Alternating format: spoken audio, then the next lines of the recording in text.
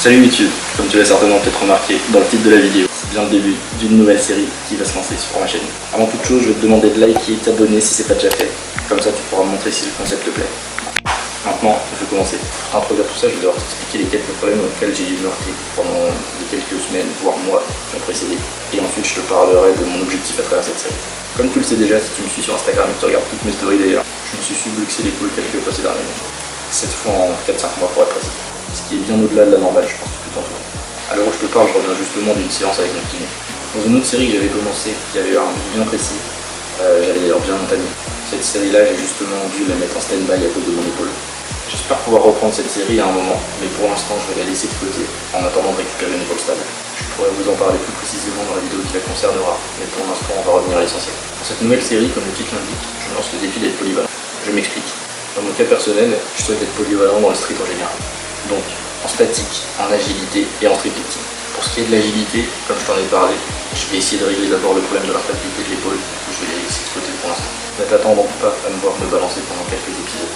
Pour le moment, ma pratique dans le street workout, elle a toujours été la même depuis 2019.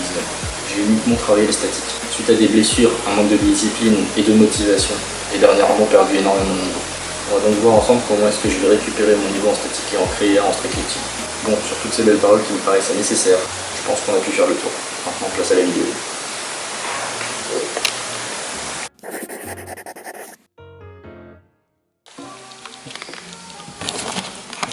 Yo, première séance pour moi à Fitness Park.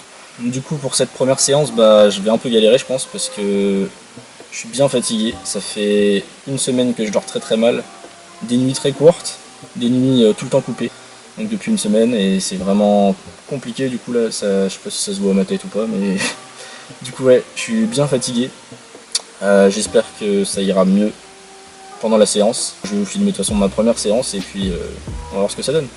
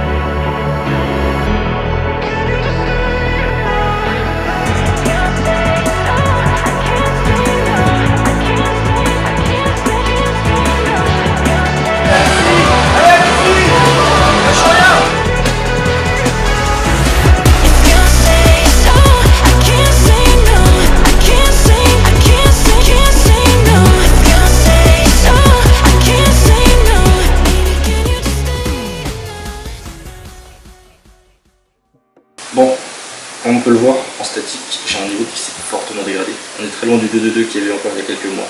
Dès le début, j'ai également senti une gêne sur le côté là de mon poignet.